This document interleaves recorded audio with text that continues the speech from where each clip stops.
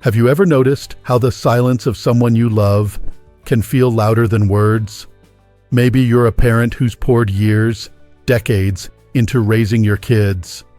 You sacrificed, you showed up, you gave them everything you could.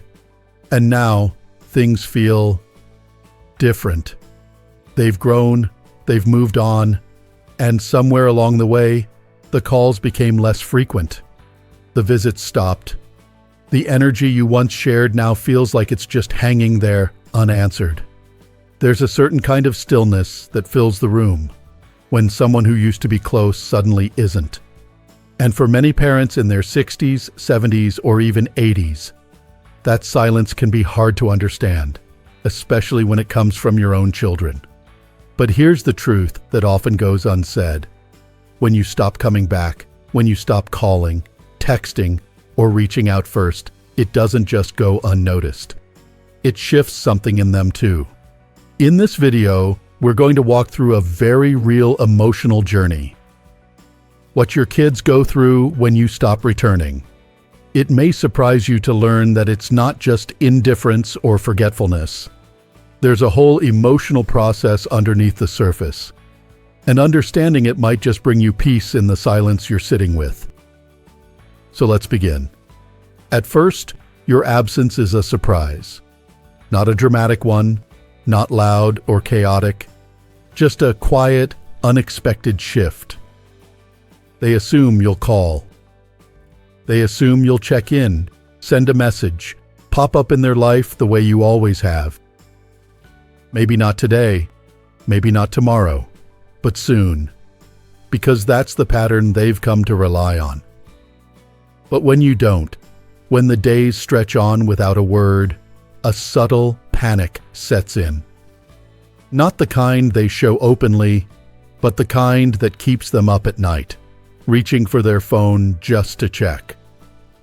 There's no message, no call, nothing. It's like watching a movie that cuts to black before the ending. That's the first stage, the shock of your absence. They scroll through photos, maybe reread old messages, wondering what's changed. Surely they're just busy, they think. Surely dad or mom will reach out soon. But the silence lingers, and it's in that stillness that something deeper begins to stir. A confrontation with their own pride. Because for a long time, they may have taken your presence for granted. They knew you'd always reach out. You always made the effort. You always checked in.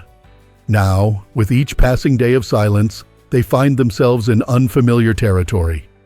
Their pride, the one that said they'll always come back, is being tested.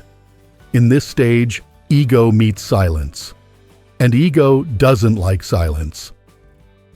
It feeds on attention, on proof that it still matters. They might post something they think will catch your eye. A subtle hint, a memory, a message crafted not for their friends, but for you. And when there's no reaction, no like, no call, no comment, they start to feel that silence more sharply. It's not just your absence, it's what it represents. That maybe you're not sitting by the phone like you used to. That maybe you've moved on from being the one who always gives, who always initiates. Suddenly their ego, which once held on to the comfort of your steady presence, begins to crack. They start to wonder, did I do something wrong? Did I push too far? Have I misjudged their value in my life? And just like that, what began as quiet confidence starts to shift into quiet discomfort. At first, they tell themselves they're just curious. But curiosity has a way of turning into something deeper, something harder to shake. They begin to check your profile more often. They look for clues. Are you active? Are you happy? Are you engaging with others, but not with them? This is when curiosity turns into restlessness. And restlessness doesn't like silence either. It wants answers. It wants certainty. But your silence doesn't give them either. So their mind starts spinning. It fills in the blanks with all kinds of stories. Maybe they're upset. Maybe they've just moved on. Maybe they've finally stopped needing me. They replay your last conversations, scanning for clues they missed. Did they overlook something? Were there signs? You see, people often assume that being the one who steps away means you've disappeared. But in reality, you've become the center of a storm they can't quite escape. Because when someone who used to need you becomes still, calm, quiet, unattached, it leaves behind an unsettling vacuum. And into that vacuum flows every thought they tried to avoid. They start to compare, not just who you were with them, but who you seem to be now without them. Maybe they notice changes in you, your tone, your energy, even your appearance. You seem more focused, more grounded, maybe even stronger. And that comparison begins to sting. They remember the version of you who always gave, always offered help, always showed up. The you who bent to keep the peace. The you who called first, apologized first, cared first. Now they see someone who isn't reaching, who isn't reacting, who isn't circling their world anymore. It's not bitterness you're showing, it's restraint. And the contrast is hard to ignore. Because while they may not say it out loud, deep down they feel it. The person who once made them feel secure has stepped back, and the silence is holding. This is when the weight of comparison settles in. And it's not just comparing you to your past self. It's comparing you to others. Because no one replaces that quiet, grounded presence of a parent who cared deeply, but now no longer chases. They notice the difference even if they can't explain it. So they hide their discomfort. They keep smiling, posting, talking like nothing's changed. But regret doesn't always come with a big breakdown. Sometimes it just sits there, in the pauses, in the drafts they never send, in the messages they type out and delete. They want to say something, maybe even reach out. But that voice in their head, their pride says, wait, hold back, don't admit anything. Still, that feeling grows, because they start to feel something they didn't expect. Unspoken regret. Not because of anything you said, not because you punished them, but because your silence, the peace you've chosen, reflects something back to them. A truth they may not be ready to face. That maybe, just maybe, they didn't value you when you were right there. And now that you're not, that presence, your steady, loving, sometimes overly giving presence is gone. They feel it not in loud moments, but in the quiet ones. At night, in their thoughts. They scroll, hoping to see a sign. They wait for that familiar buzz. But the screen stays dark, and so they sit with it, not ready to reach out, but unable to let go. Because the truth is, your silence is not a punishment. It's a boundary. It says, I will no longer pour into what doesn't pour back. I choose peace. And that choice, quiet as it is, speaks louder than anything else ever could. That quiet choice you've made, to stop chasing, to stop reaching, to stop bending just to keep the connection alive, begins to take root not only in your life, but in theirs. And even though they won't say it, they feel the shift more with each passing day. Because as time moves on, your silence doesn't fade. It deepens. It becomes something they can't quite ignore. And that's when it really begins to sink in. This might be permanent. At first, they thought you were just upset, maybe just pulling back for a little while to cool off or to make a point. They assumed time was on their side, that eventually things would go back to the way they were. But now the days are turning into weeks, and the weeks into months. And still, you haven't come back. This is the moment when time becomes the enemy. Because time, something they once felt so sure of, starts to reveal a deeper truth. You haven't just gone quiet. You've chosen this stillness. You've chosen not to return. And every day that goes by without a message or a call, the realization sets in more clearly. You're not waiting anymore. You're not sitting by the phone. You're not watching their feed. You're not caught in the same loop of hoping or needing. You've stepped out of it.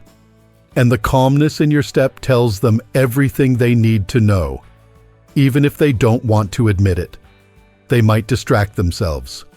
They may stay busy, fill their schedule, go out, laugh, post pictures with friends. But in the quiet, when the noise dies down, it's still there. That uncomfortable truth whispering beneath the surface. You're not coming back. And that, more than anything, is what begins to hurt. So what do? They start trying things, little things at first. A sudden like on something of yours. A comment. A picture posted just for attention. A subtle lyric in a story. Maybe even a message that says everything and nothing at all. These aren't accidents. They're attempts to reclaim control. They're trying to feel out where you stand, to see if they can still pull a reaction from you. Because if they can get a response, any response, then maybe they still matter in your world.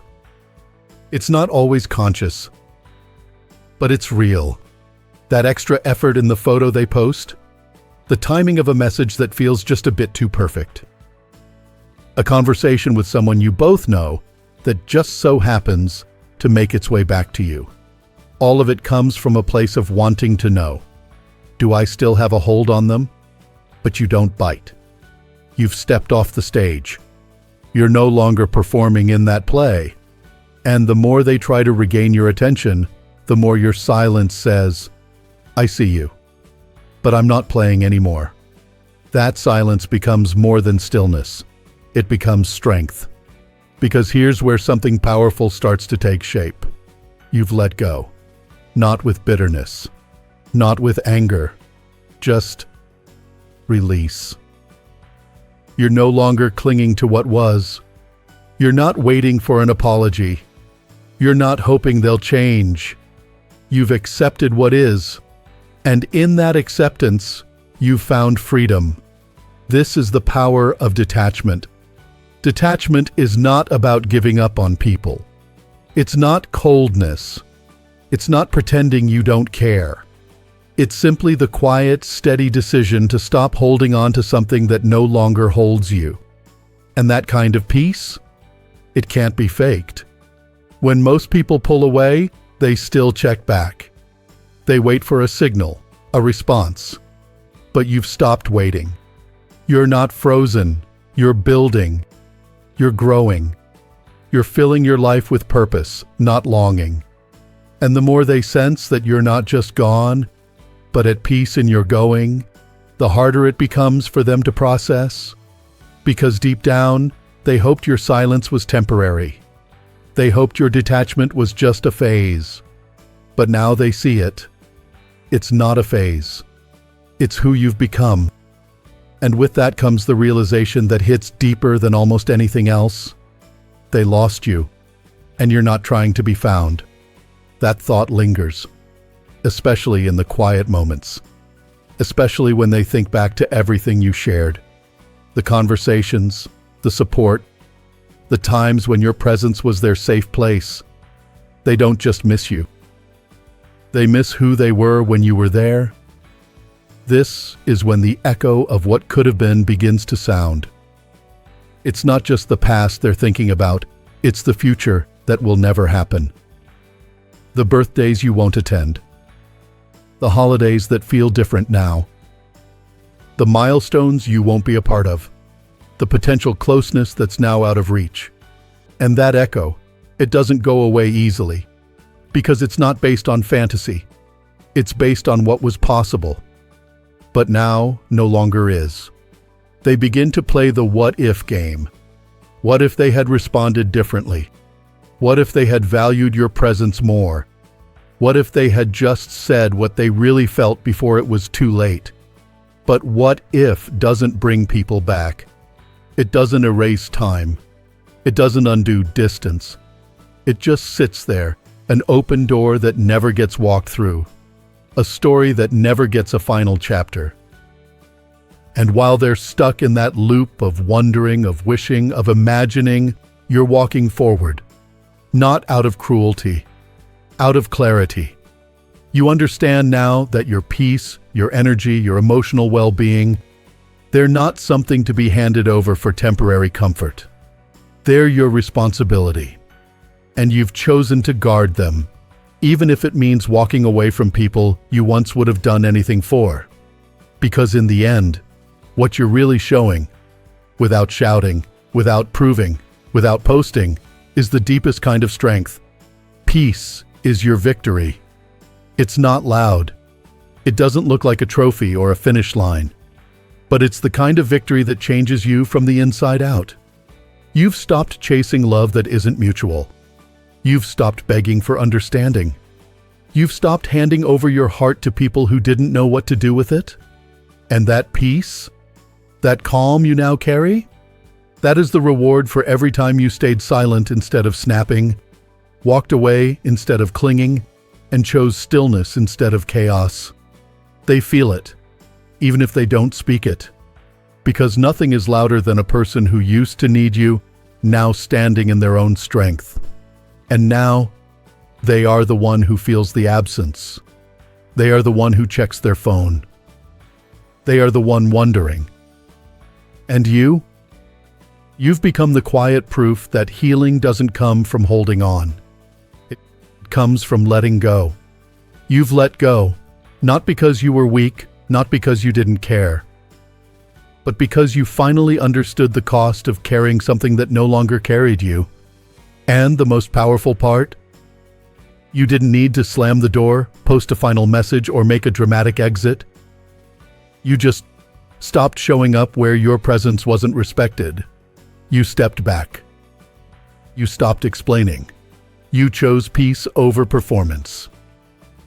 Now they sit in the quiet you left behind, and they start to feel something unfamiliar, not just regret, but something more personal. They feel the mirror of loss. Because when they look around now, they don't just see the absence of your voice or your text messages.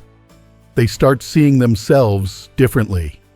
They notice what's missing, not in their life, but in them.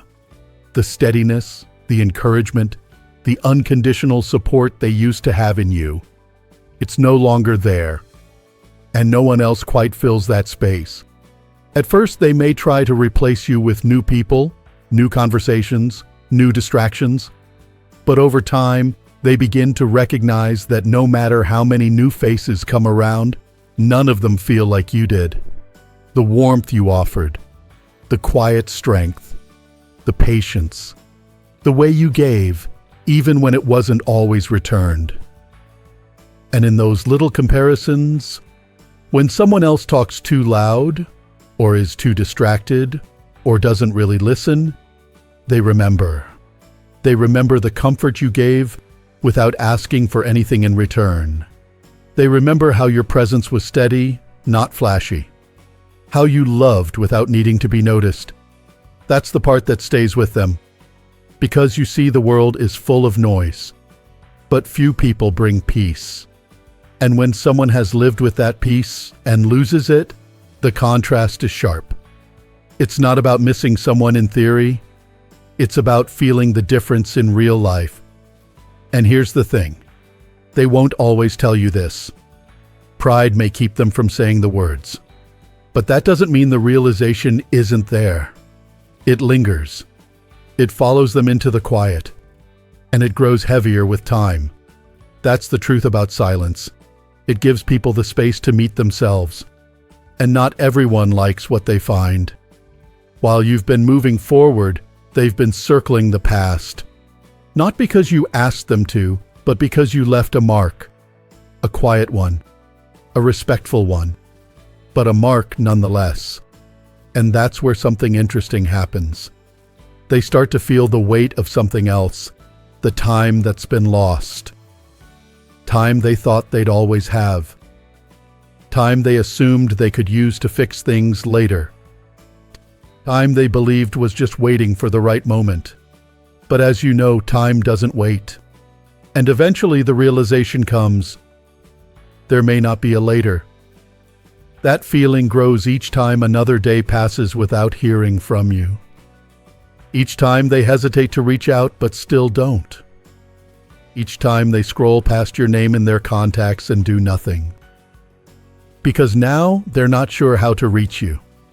Not in the physical sense, but emotionally. You're not in the same place anymore. They can sense it. You've changed. You've grown. You've detached. And here's what hits the hardest for them. You've detached without closing your heart. You're still kind, still open to love, still living with integrity. You haven't become bitter or resentful. You've simply stopped begging for closeness from those who weren't willing to meet you there. That kind of peace is powerful and rare because it shows you've moved on with grace, not anger. And now when they think of you, they don't just think of the parent they used to know. They think of the person you've become, stronger, wiser, softer even, but no longer soft for them. You've protected your peace long enough that it's no longer fragile. It's solid. It's rooted. And in that stillness, you've become untouchable. Not untouchable in the sense that you can't be reached, but in the sense that you can no longer be shaken. That's the kind of presence that leaves an echo. So while they may never say, "I'm sorry," or "I miss you," or "I wish I had treated you better," their actions will speak. The hesitation when your name comes up, the pause before they speak of you, the look in their eye when a photo brings back memories. They're thinking about you, and not just about who you were, but about what could have been. That thought, the one that whispers, "Maybe we could have had something more," doesn't go away easily. It's the echo of a future that never happened. A conversation that never took place. A healing that never arrived. It lives in the silent moments, in the in-between, in the things they now wish they had done differently. But while they sit with the weight of what could have been, you're not there anymore. You're here, in the now. In the peace you chose. In the life you're continuing to build. And that's what this is really about. You didn't pull away out of punishment. You didn't go silent to get revenge. You stepped away because your soul needed space. Your peace needed air. Your heart needed rest. You stopped pouring into people who only held out their hands when they needed something. You stopped trying to force love into places that wouldn't receive it. And you began to reclaim the most precious thing you'll ever have, your energy. You've learned now that peace is not passive. It's intentional. It takes strength to hold your ground without defending it. It takes courage to say nothing, even when your heart wants to explain. And it takes incredible discipline to stay silent, not out of pride, but out of respect for your own well-being. So where does that leave you? Right where you belong. Whole, grounded, focused. You've become living proof that growth doesn't always look like a loud comeback or a flashy reinvention. Sometimes it looks like quiet mornings, steady routines, stronger boundaries, and soft hearts protected by strong walls. And when people see that, when they see a parent who stopped chasing but never stopped loving, it leaves a different kind of impression. One that lingers. One that inspires. Because deep down, we all want to believe that we're worth returning to. That if someone steps away, they'll come back. But you didn't. Not because you stopped loving, but because you finally started loving yourself just as much. That's the lesson. That's the legacy. And for the people who once took your presence for granted, your absence has become a teacher. It teaches them what your presence used to provide. It shows them the value of what they lost. And most importantly, it reveals what was always true. You didn't leave to hurt them. You left to heal yourself. And that's your greatest victory. The victory of peace. The victory of self-respect. The quiet, steady, unwavering victory of choosing yourself.